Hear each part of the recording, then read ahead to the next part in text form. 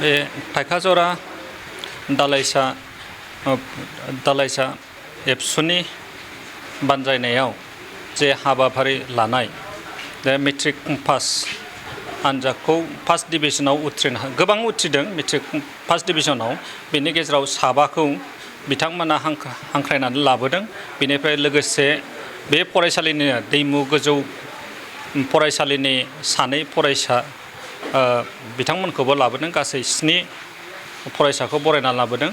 दा बिथांमोननि बे बरायनानै लाबोनाय हाबाफारिखौ आं जोबोद मोजां मोनदों। मोजां मोननाया जाहैबाय बिथांमोननि बे बरायनायजों लोगोसे बिथांमोनखौ समाजा बिथांमोननिफ्राय गोबां माबा मोनसे बिहोमा लुबैयो इयुनाव बे बेरखांदों। बेखौ बेरखांहोनायनि इयुनाव जे माखासे मावथि हान्जाफोर बा माखासे गारजेनफोर दङ बिथांमोननो जोबोद साबायखर होबाय आं गोसो सिंनिफ्राय। जेरै बिथांमोननि फोरोंगिरि बिथांमोननि बिमा बिफा बा नैबे थाइखाजरा ओनसोलनि जेनाखि आबहावा थासारि बेफोर गासैबो बिथांमोनखौ जे बिदि उथ्रिसार होनो निस्सय गोहोम खोख्लैदों। बे थासारिया बेखौ आं हमदांनो हादों। बेफोरबादि थासारिया बा बेफोरबादि आनजादा जाहाथे इयुनावबो जाहाथे फैबाय थायो, मोजाङै मोजां जालाङो, गासैबो फरायसाफोरा मोजाङै गावनि दिगखौ हमलांनो हायो, आं बेखौ आंनि गोसो सिंनिफ्राय लुबैयो। बेजों लोगोसे आङो थाइखाजरा दुलाराय थाइखाजरा दालाइसा एबसुखौ आङो आंनि गोसो सिंनिफ्राय जोबोर साबायखर होयो बेफोरबादि थुलुंगाथाव हाबाफारि खुंनायनि थाखाय।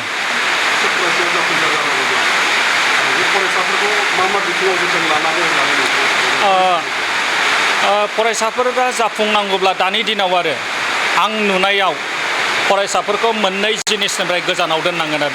बे मोननै जिनिसा फरायसानि गोबां सुथुर बादि आं नुदों आरो बे जाहैबाय मोनसे ड्राग्स, मोनसे जाहैबाय मबाइल आरो बेनि बादै गुबुन गुबुन दंबावो बेफोरबो, खिन्थु बे गाहायै बे मोननैनिफ्राय गोजानाव थानो हानांगोन आरो।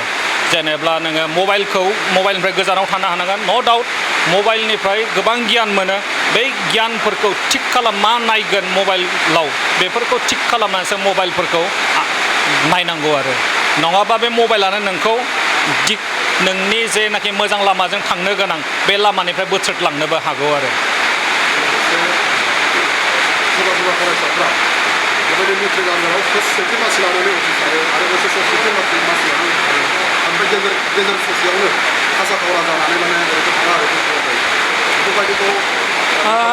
बेफोरबादिया आसलथे बेफोर गासैबो गावबा गावनि सायाव सोनारो।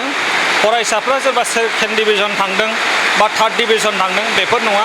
आसल खोथाया जाहैबाय गाव बबे जायगासिम सौहैनो, बबेहाय फरायहैनो, बै जायगासिमाव जुदि गनायथाव जायोब्लानो मार्क्सआ आंनोबा बेनो जथेस्थ'। न' डाउट मोजां मार्क्स जायोबा इयुननि बेलायावहाय मोजां जायो साख्रि बाख्रियाव। जेरैहाय दानि जेनेबा सेलेक्सन प्रसेसफोर ना, बेफोर मार्क्सनि सायाव सोनारो। थेवब्लाबो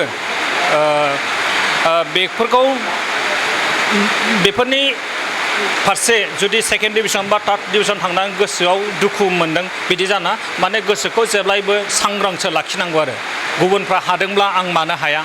आरो बेबायदिनो आरो जों गोबां एगजामपोल नुयो जोंनि बर'नि गेजेरावबो मोनगोन बा हादराव नायबा गोबां सुबुंफोरखौ मोनगोन आरो। साफ्रोमबो माने गोबां सुबुङा फैलार जानाय, खिन्थु फैलारादि बेखौ मोजां लामाजों दिग होलांनाय जों बेखौ नुनो मोनो आरो। नंगौ, बे समाव आङो खुलुमनाय आरो सिबिनायखौ जों थाइखाजरा दालाइसा दुलाराय बर' फरायसा आफादनि जानानै बयनिसिमबो जासिहरग्रोबाय। दिनै जों बोसोरफ्रामबो जोङो बिदि बरायनाय आरो मान बावनाय हाबाफारि जों बेखौ लाबोबाय थायो। आरो देग्लायबो नैबे 2022 मायथाइनि जायनाखि मेट्रिक पास जानाय बेयाव जोङो जोंनि थाइखाजरा ओनसोलनि सिङाव गासै 40था जों गामिफोर दङ। आरो बे गामिफोराव गासै बर' बिजोंजों फरायनानै गासै 45 जन फरायसाफोरा उथ्रिसार जानो हादों। आरो बिनि गेजेराव जोङो जोंनि थाइखाजरानि माखासे नेम खान्थि बायदियै जोंहा ओनसोलनि सिङाव थानाय टप 5 जों जायखौनो गोजौसिन 5थि मासि आवग्रिनो हानाय बे फरायसाफोरखौ जोङो बरायनाय हाबाफारि जों लागासिनो दङ, दा सोलिगासिनो दङ। बेखिनियानो।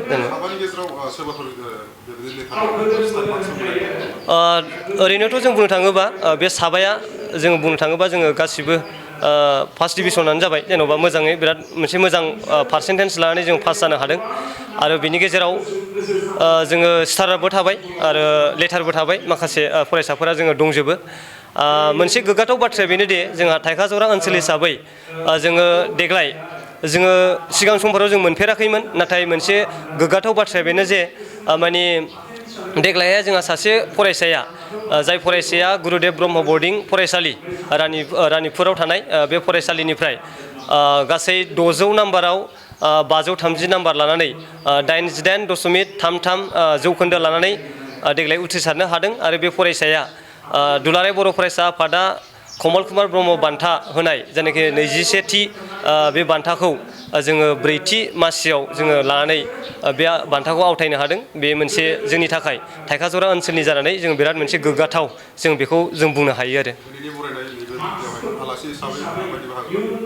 जोंहा दिनैनि जायनाखि बरायनाय हाबाफारि, बे बरायनाय हाबाफारियाव जोङो बड'लेण्ड मुलुगसोलोंसालिनि जोंहा जारिमिन बिफानारि गाहाय जोंहा डक्टर जयदीप नार्जारी बिथां सारखौ जोङो मोननो हादों आरो बिथाङा जोंजों हांख्रायनाय बायदि जों बाहागो लानानै फरायसाफोरजों मोनसे मोजां मेसेज होनायजों लोगोसे मोजां मोनसे सावरायनाय हाबाफारि बियो जादों होननानै जों साननो हायो।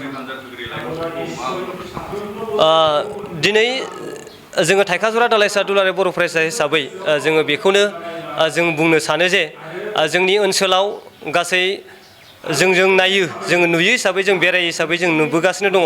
जों नुदों जोंनि लाइमोनफ्रा माखासे बिथिङाव जोङो गोदोसोनाय जों बे लामाजों नुनो मोनदों, नाथाय माखासेया जायफोरा माने न'खरनि दिथागिरिफ्रा मोनसे मोजां परिबेस होदों बा दिथा लादों, बै बिथांमोननि फरायनायफ्रा मोनसे मोजां लामाजोंबो थांगासिनो दङ।